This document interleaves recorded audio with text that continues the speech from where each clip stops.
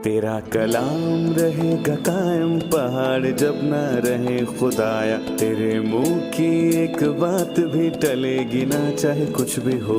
तेरी मान दिए है जिंदा सोने से भी कीमती, मेरा दिल ये दे गवाही है ये किताब अजीम।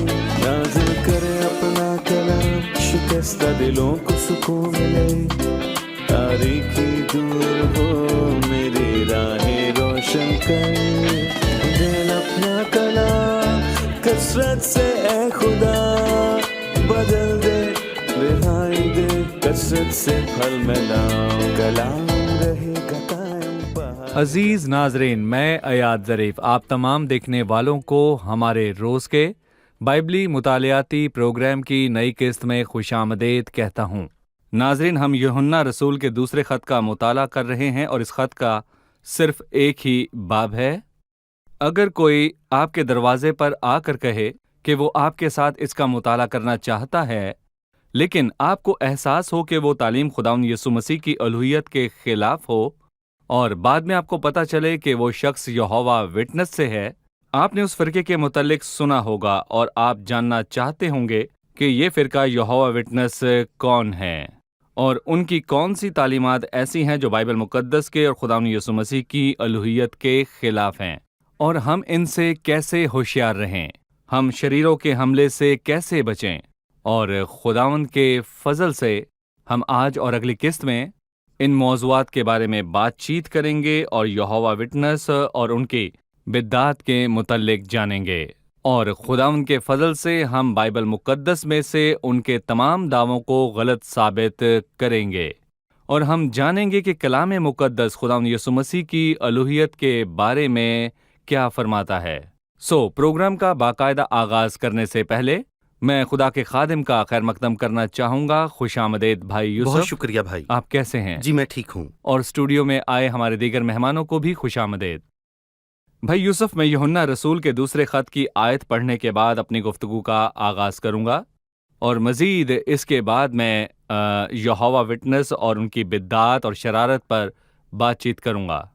यहाँ लिखा है, अगर कोई तुम्हारे पास आए और ये तालीम दे तो उसे घर में आने ना दो और ना सलाम करो, क्योंकि जो कोई ऐसे शख्स को सलाम करता है वो उसके बुरे कामों में शरीक होता है।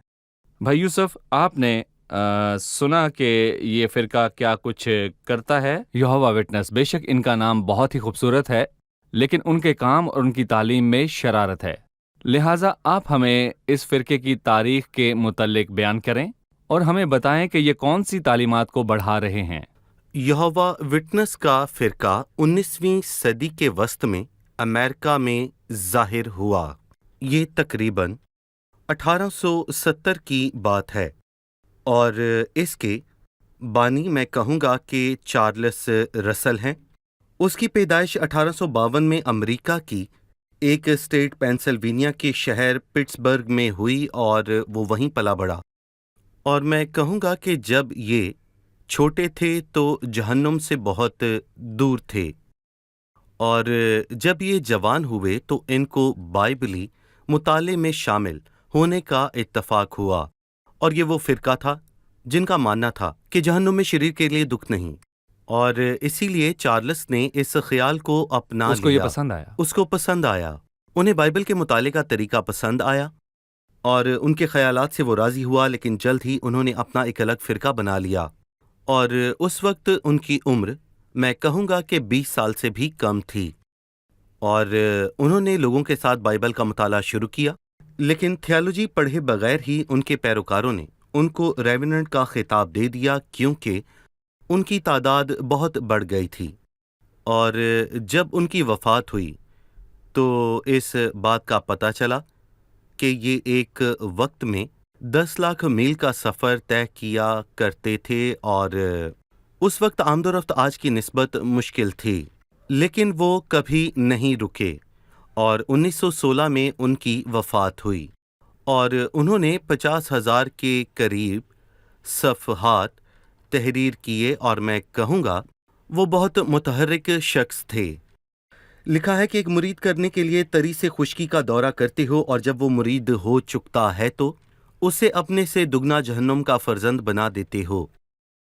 उनकी बिदात में से एक ये भी है कि मसीह 1914 में फिर से आएगा, लेकिन ऐसा कुछ भी नहीं हुआ और इसीलिए उन्होंने इसको 1917 में तब्दील किया और मसीह 1917 में भी नहीं आया बल्कि 1916 में उनकी वफात हो गई। और उनके बाद आने वाले साहब जोसेफ रादरफोर्ड हैं और उन्होंने इस तारीख को तब्दील करने के लिए दावा किया जी, कि मसीह आया था और तारीख को नहीं बदला, लेकिन कोई उसको देख नहीं सकता था। और फिर उन्होंने एक और बिदअत की शुरुआत की कि जब मसीह जी उठा तो वो नजर आने वाले बदन की हालत में था। जोसेफ रादरफोर्ड ने यह दावा किया कि मसीह 1917 में आया था और फिर 1941 में जोसेफ रादरफोर्ड की वफात हो गई। उनके बाद नेथन कोर नामी शख्स आया और उनके हाथों इस बिद्दत को और बढ़ावा मिला। मौजूदा शुमार के मुताबिक इस बिद्दत के पैरोकार 20 लाख से भी ज्यादा हैं और हर पल इनका शुमार बढ़ रहा है क्योंकि सही। ये लोग बहुत मुतहर्रिक हैं और ये उन मसीहियों के दरमियान काम करते हैं जो बाइबल से वाकिफ नहीं, और यही वजह है कि एक मसीही इनका बहुत आसानी से शिकार बन जाता है। बहुत से मसीही बाइबल मुकद्दस का मुताला नहीं करते और लिखा है कि तुम गुमराह हो इसलिए कि किताब मुकद्दस को नहीं जानते। ठीक है, इसकी तफसील में जाने से पहले खासकर ऐसी बिद्दात के लिए जो मसीह की उलूहियत का इनकार करती हैं, मैं आपको उनकी जड़ याद दिलाना चाहता हूं क्योंकि मसीह की उलूहियत का इनकार इससे पहले भी मौजूद था। मसीह की अलूहियत का इनकार आयरस के अयाम में हुआ था और उसके पैरोकार अभी तक खत्म नहीं हुए और बेशक ये बिदअत अपने आप में ही खत्म हुई थी। और मैं कहूँगा कि 19वीं सदी में खास करके अमेरिका के इलाके में ऐसी बहुत सी बिद्दतों ने जन्म लिया। इनमें से मशहूर एडवेंट्स की बिद्दत है और उन्हीं में से यहोवा विटनेस की बिद्दत निकली। किसी ने एक किताब लिखी जिसका उसने नाम रखा कि शैतान मुतहर्रिक है और है भी, और वो लोगों के साथ खेल रहा है। और मैं हैरान हूं कि लोग ये कहते हैं कि शैतान कैद है ताकि वो कौमों को गुमराह ना कर सके। वो उनको गुमराह करता है और इसी के नतीजे में जमीन पर इन बिदअतों ने जन्म लिया। ये जमीन झूठ और बातिल का बाजार है। हम इनके ताजरों को भी जान लेंगे, पर आज हम यहोवा विटनेस पर बात करेंगे। वक्फे पर जाने से पहले मैं कहूंगा कि ये नाम यहोवा विटनेस बहुत ही अच्छा नाम है, लेकिन इनके इरादे नेक नहीं। भाई यूसुफ, इस नाम की हकीकत क्या है? देखें, शुरू से इनका नाम ये नहीं था। शुरुआत में इनको रसल कहते थे जो कि चार्ल्स रसल के नाम से कहलाते थे। बाद में उन्होंने वॉच ओवर के नाम से शाया किया और इसकी 1 करोड़ कॉपियां शाया हुईं। और यही नहीं बल्कि मैं यहाँ पर कहूँगा इस रसाले को मुख्तलिफ जुबानों में शाया किया गया और ये रसाला पूरी दुनिया तक पहुँचा। पूरी दुनिया में यह उनके मुतहर्रिक होने को जाहिर करता है। और फिर इनके फिरके का नाम वॉच ओवर बन गया। और मैं कहूँगा कि 1930 में जोसेफ रादरफोर्ड के आयाम तक इनको मुख्तलिफ नामों से जाना गया। और मैं कहूँगा कि जहाँ तक मुझे याद है, जब ये जर्मनी में इकट्ठे हुए तो इन्होंने एक नए नाम का फैसला किया और यसाया नबी की नबूवत 62वें बाब के मुताबिक उन्होंने अपने लिए एक नया नाम तजवीज़ किया। और तो एक नए नाम से कहलाएगी जो खुदाम के मुंह से निकलेगा। इसलिए उन्होंने अपना नाम यहोवा विटनेस चुना। यहोवा खुदा का एक इब्रानी नाम है और वो खुद को यहोवा के गवाह मानते हैं। और अगर ये जायज़ होता तो कहते कि हम यहोवा को मानते हैं और मसीह जो बाइबल मुकद्दस के मुताबिक खुद यहोवा है उसका इनकार करते हैं, यानी मसीह यीशु का। और लिखा है कि उस मुल्क का इनकार करेंगे जिसने उन्हें मोल लिया था और अपने लोगों को जल्द हलाकत में डालेंगे। शुक्रिया। एक रिपोर्ट देखने के बाद हम मुताले में आगे बढ़ेंगे। मुजस्सम होने को तालीमी एतबार से यूं समझ सकते हैं। पहला, खुदा की वहदानियत, वो जामे है, उसके कामलियत का कोई हमसर नहीं और उसको कायनात की किसी चीज की भी जरूरत नहीं। उसके अकानीम का एक होना, ये उसकी वहदानियत है, यानी बाप, बेटा और रूहुल कुद्स। दूसरा, बेटा या कलाम, जो कि इब्तिदा से ही बाप को जाहिर करता आया है, वो मुजस्सम हुआ और कंवारी मरियम से पैदा हुआ। उसकी पैदाइश पाक है ताकि खुदा को हमारे दरमियान जाहिर करे और हम उसके ज़रिए से खुदा की नज़दीकी को हासिल करें। तीसरा, मसीह के मुजस्सम होने से मसीह की अलूहियत ख़त्म नहीं हुई। वो किसी ऐसी तब्दीली से नहीं गुजरा, बल्कि वो इलाही हस्ती है। वक्त और खला और इन दोनों में से किसी चीज़ से वो मुतासिर नहीं हो सकता, क्योंकि वो इससे बहुत ऊपर है।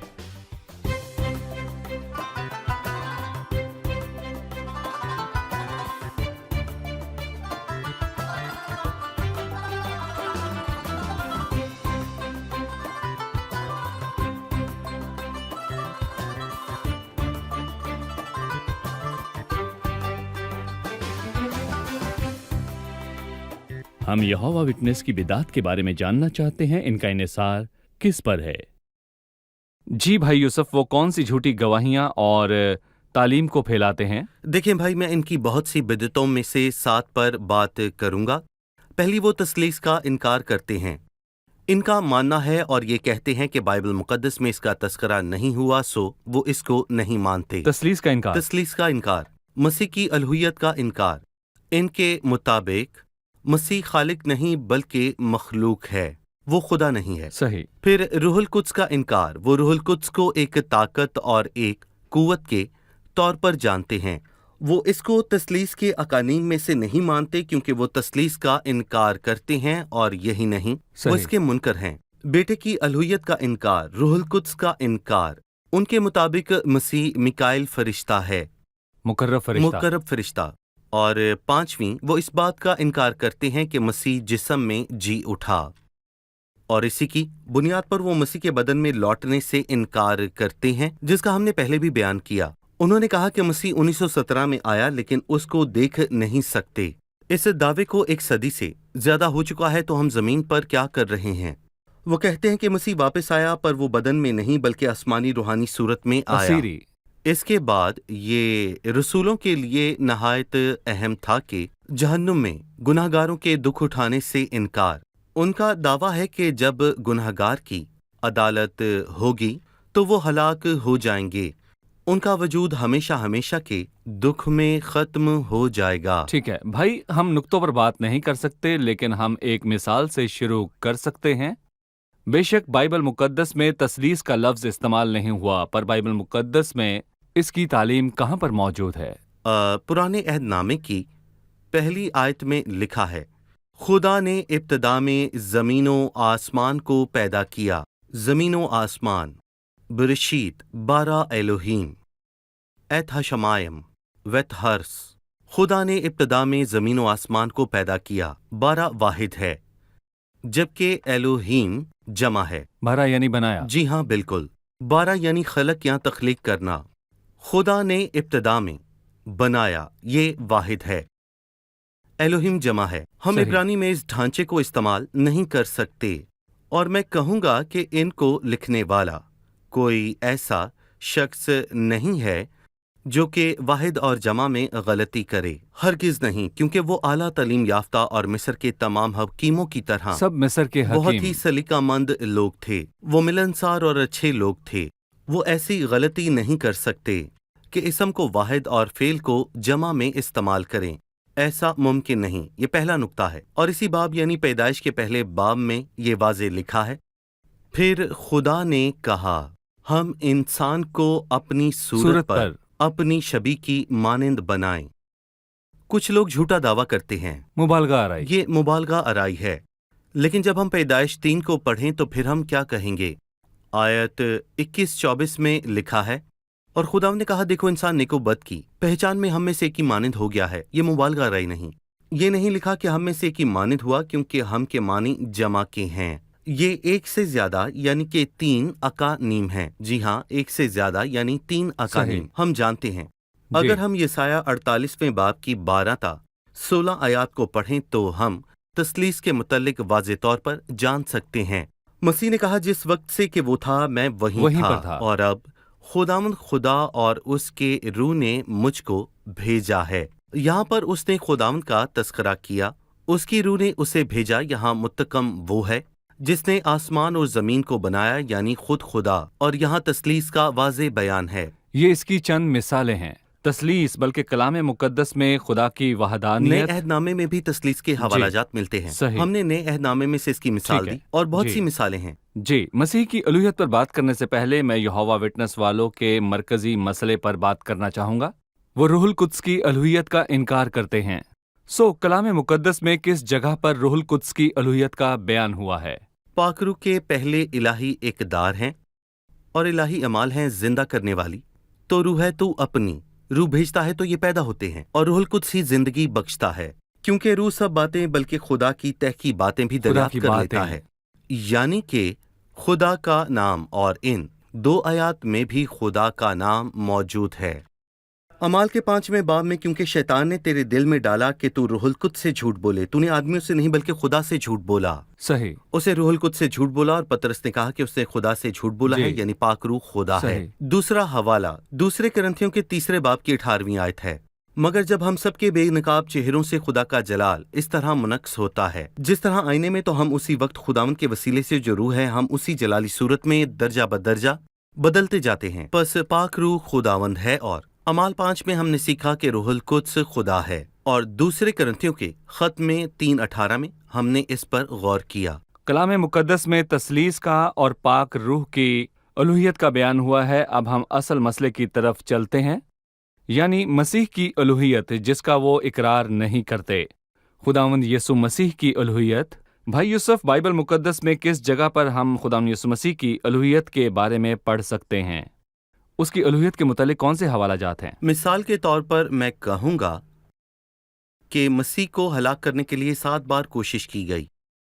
متی کی انجیل میں 2 مرتبہ، لوکا میں 1 بار، یوحنا کی انجیل میں 3، یہ کل ملا کر 6 ہیں. اور آخری کوشش مسیح کی صلیب ہے.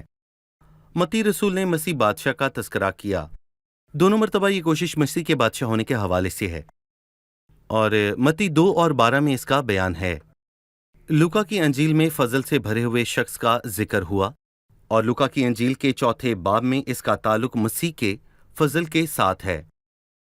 اور یوحنا کی انجیل میں اس کی 3 بار کوشش کی گئی، یوحنا 5 میں، یوحنا 8 میں اور پھر 10 میں، اور اس کا تعلق اس کی الوہیت کے ساتھ ہے. یہ اس کی الوہیت کا بیان ہے؟ جی ہاں، بالکل. یوحنا 5 میں لکھا ہے کہ میرا باپ اب تک کام کرتا ہے اور میں بھی کام کرتا ہوں. اس سبب سے یہودی اور بھی اسے مارنے کی کوشش کرنے لگے کہ وہ نہ فقط سبت کا حکم توڑتا ہے بلکہ خدا کو خاص اپنا باپ کہہ کر اپنے آپ کو خدا کے برابر بناتا ہے. وہ یہ سمجھ گئے، اور مسیح یوحنا کے 5ویں باب میں کہوں گا اپنی الوہیت کے 7 مختلف ثبوت دیتا ہے. یوحنا 8ویں باب کی 48ویں آیت میں لکھا ہے، پیشتر سے ابراہم پیدا ہو میں ہوں. میں تھا نہیں بلکہ میں ہوں. یہاں بھی یہودیوں نے اس کو مارنے کے لیے پتھر اٹھائے کیونکہ وہ میں ہوں، یعنی کیونکہ وہ ایگو ایمی کا مطلب جانتے ہیں، یعنی جو میں ہوں سو ہوں.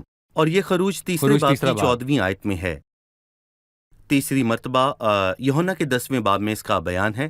مسیح نے ان کو کہا میں اور باپ ایک ہیں، اور یہودیوں نے اس کو سنسار کرنے کے لیے پتھر اٹھائے.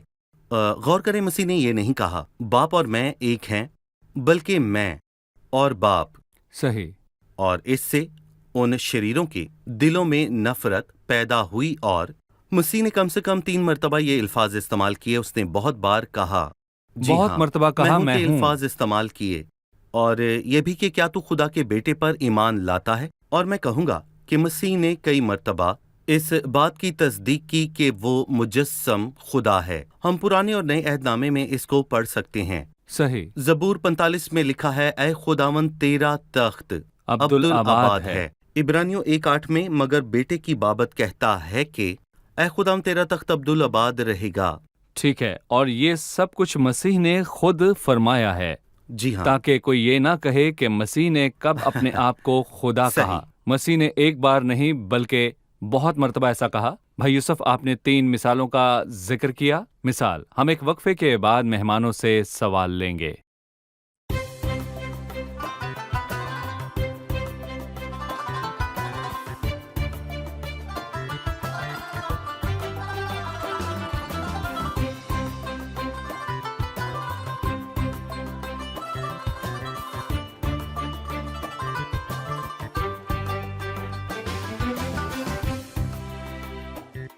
ہم مسیح کے نام، اس کی خصوصیات اور اس کے اعمال جاننا چاہتے ہیں، جس سے ثابت ہو کہ وہ خدا ہے۔ بھائی یوسف، وقفے سے پہلے آپ نے ذکر کیا کہ مسیح یسوع نے اپنی الوہیت کی گواہی دی، لیکن ہم مسیح کے نام جاننا چاہتے ہیں، اس کے الہی نام، اعمال اور اس کی خصوصیات جن سے اس کا خدا ہونا ثابت ہوتا ہے۔ جی، نئے عہد نامے میں اس کے الہی نام ہیں، وہ خدا ہے، اور اس کا تذکرہ 11 مرتبہ ہوا۔ اس کو 50 مرتبہ خدا کا بیٹا کہا گیا، 600 سے زائد بار اس کو خداوند کہا گیا۔ صحیح۔ یہ اس کے الہی نام ہیں، اور مسیح کے لیے لکھا ہے کہ اس کے اعمال، تخلیق، گناہوں کی معافی اور زندگی اور عدالت۔ مثلاً تخلیق کے متعلق بہت سی آیات موجود ہیں، اور میں کہوں گا کہ اس نے تخلیق کے کئی معجزات کیے۔ صحیح۔ مثلاً پانی کو مے بنایا، یہ تخلیق ہے، اور اس نے جنم کے اندھے کو آنکھیں دیں، یوحنا 9۔ یوحنا 9 میں، یہ تخلیق ہے۔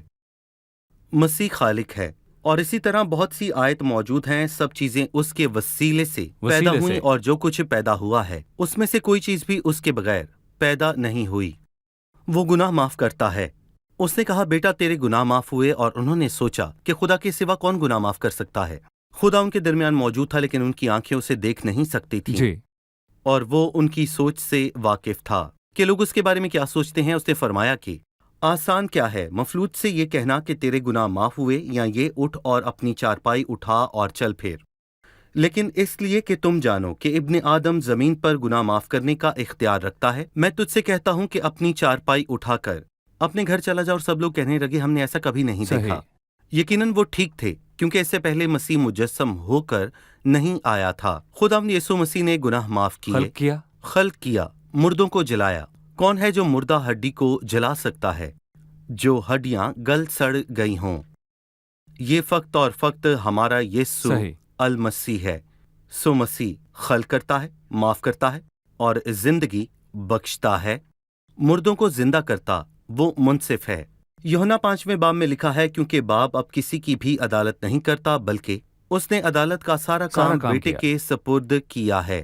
اور اس کے آگے لکھا ہے، تاکہ سب لوگ بیٹے کی عزت کریں، جس طرح باپ کی عزت کرتے ہیں، ایک ہی طرح سے۔ ایسا نہیں کہ کچھ لوگ مسیح سے محبت رکھیں، بلکہ سب لوگ عزت کریں، سب لوگ، یہاں تک کہ سب دوست اور رشتہ دار بھی۔ بھائی یوسف، الہی اعمال کے متعلق یہی لکھا ہے۔ کوئی کہے کہ خدا نے مسیح کو بنایا اور اس کو مقرر کیا ہے تاکہ تخلیق کے باقی کام کو پورا کرے۔ میں جانتا ہوں کہ خدا کے اختیار اس میں تمام کام ہو سکتے ہیں۔ مراد وہ کام ہے جو صرف خدا ہی کر سکتا ہے، اس کے علاوہ اور کوئی نہیں۔ اگر میں اپنی جگہ ایک وکیل رکھوں کہ وہ میرے تمام معاملات کو سنبھالے اور ان کو دیکھے، پر وہ میری جگہ کھا یا پی نہیں سکتا، وہ مجھے خود کرنا ہے۔ اس کے لیے مجھے میرے اپنے وجود کی ضرورت ہوتی ہے۔ میں اپنے لیے خود ہی کھا یا پی سکتا ہوں، صرف میں ہی یہ کر سکتا ہوں۔ جی، اس لیے تخلیق، جی اٹھنا اور زندگی بخشنا یہ صرف اور صرف خدا کے اختیار میں ہے۔ اس کی جگہ کوئی ایسا کام نہیں کر سکتا، کیونکہ اگر ایسا ممکن ہوتا تو کائنات خدا کے بغیر ایسے ہی کام کرتی جیسے ایک وکیل آپ کی جگہ کام کرتا ہے، وہ آپ کے کام سنبھالتا ہو۔ دراصل مسیح خود خدا ہے، اور اس کے تمام اعمال سے یہ واضح ہوتا ہے۔ میں ان کی بات میں اضافہ کروں گا۔ صحیح۔ یہ سب خدا کے اختیار کے کام ہیں جو کوئی دوسرا نہیں کر سکتا۔ جی، خدا نے عدالت کا سارا کام مسیح کو دیا، کیونکہ ان گناہوں کو معاف کرے جو خدا کے خلاف خدا کے خلاف۔ سو اسی کو گناہ معاف کرنے کا اختیار ہے جس کے خلاف یہ سرزد کیے گئے، یعنی خود خدا کون ہے جو بد کرداری معاف کرے اور خطاؤں سے درگزرے؟ صحیح۔ یہ الہی کام ہے، لیکن اس کے الہی نام اور لقب اور اس کی الہی صفات باقی ہیں۔ جی بھائی۔ جی، ہم نے اس کے ناموں کی بات کی، خداوند اور اس کا بیٹا، اب صفات کی بات کرتے ہیں۔ یہ خدا کی صفات میں سے ایک ہیں، اور میں اس کو بائبل مقدس کی ایک بہت مشہور آیت سے بتا سکتا ہوں۔ متی 18:20، کیونکہ جہاں 2 یا 3 میرے نام پر اکٹھے ہیں وہاں میں ان کے بیچ میں ہوں۔ مسیح ہر جگہ موجود ہے۔ صحیح۔ اور اس بات کا عمل میں کہوں گا کہ یوحنا کے 2 باب کے آخر میں لکھا ہے، لیکن جی۔ یسوع اپنی نسبت ان پر اعتبار نہ کرتا تھا، اس لیے کہ وہ سب کو جانتا تھا، اور وہ جانتا تھا کہ ان کے اندر کیا ہے۔ وہ سب کو جانتا تھا جی۔ کہ ان کے اندر کیا ہے، کیونکہ وہ ان کے ظاہر و باطن سے بخوبی واقف تھا، اور علم خدا کے سوا اور کسی کو نہیں ہو سکتا، اور یہ اس کی صفات میں سے ہے، معرفت کل۔ عبرانیوں 13 باب میں یسوع مسیح کل اور آج بلکہ ابد تک یکساں وہ ہے، تبدیل نہیں اور ہوتا، وہ لا وہ تبدیل بالکل ہے۔ تبدیل نہیں ہوتا۔ اور کسی نے 3 خوبصورت باتیں کہی ہیں۔ یسوع مسیح یکساں ہے، اور جب پاک روح نے اس کی بات کی، اس سے خود فرمایا کہ میں وہی ہوں جو تیرے گناہوں کو اپنے نام کی خاطر مٹاتا ہوں۔ باپ نے فرمایا تو وہی ہے اور تیرے برس ختم نہ ہوں گے۔ یکساں ہے، میں وہی ہوں تو وہی ہوں۔ بھائی یوسف، میں اس کے الہی ناموں میں ایمانویل کا نام شامل کرنا چاہوں گا، جس کا ترجمہ ہے خدا ہمارے ساتھ۔ جب مسیح آیا تو خدا ہمارے درمیان موجود صحیح۔ ہوا، اس نے ہمارے درمیان خیمہ لگایا۔ کون ہے جو انسان کے اس خیمے میں رہتا ہے؟ ایمانویل، یعنی خدا ہمارے ساتھ۔ مسیح خدا ہے، اس نے ذاتی گواہی دی۔ یہ اس کی الوہیت کا بیان ہے۔ الہی نام اور الہی اعمال ہیں اپنی الہی صفات میں، وہی خدا ہے۔ پر خدا ان کے فضل سے اگلی قسط میں ہم یہوہ وٹنس کے متعلق مزید بات چیت کریں گے کہ وہ کلام مقدس کی آیات کو بگاڑ کر مسیح کو خدا سے کمتر بناتے ہیں، اور وہ کہتے ہیں کہ مسیح خدا نہیں۔ ہم ان پر بات کر کے ان کے سب دعووں کو غلط ثابت کریں گے۔ شکریہ، خداوند آپ کو برکت دے۔ تمام مہمانوں کا بھی بہت شکریہ۔ عزیز ناظرین، ہم نے آج کی قسط میں مسیح یسوع کی الوہیت کے متعلق بہت کچھ سیکھا۔ ہم نے اس کے نام، اعمال اور صفات کی گواہی کے متعلق جانا۔ میں یوحنا 2 خط کی 10ویں آیت سے اس تنبیہ پر قسط کا اختتام کروں گا۔ اگر کوئی تمہارے پاس آئے اور اس کے پاس یہ تعلیم نہ ہو تو اسے گھر میں آنے دو اور نہ اسے سلام کرو، کیونکہ جو کوئی ایسے شخص کو سلام کرتا ہے وہ اس کے برے کاموں میں شریک ہوتا ہے۔ خدا ان کے فضل سے اگلی قسط میں ہم یہوہ وٹنس کے دعووں پر بات کریں گے اور جانیں گے کہ وہ کیسے کلام مقدس کی باتوں میں ہیر پھیر کرتے ہیں اور اپنے طور پر بتاتے ہیں۔ اگر آپ کے ذہن میں کوئی دوست ہو جس نے یہوہ وٹنس کی تعلیم لی ہو تو آپ اپنے دوست کو سمجھائیے اور اس کو ہماری اگلی قسط میں شریک ہونے کے لیے دعوت دیں۔ آپ سے اگلی قسط میں پھر ملاقات ہوگی۔ خداوند آپ کو برکت دے۔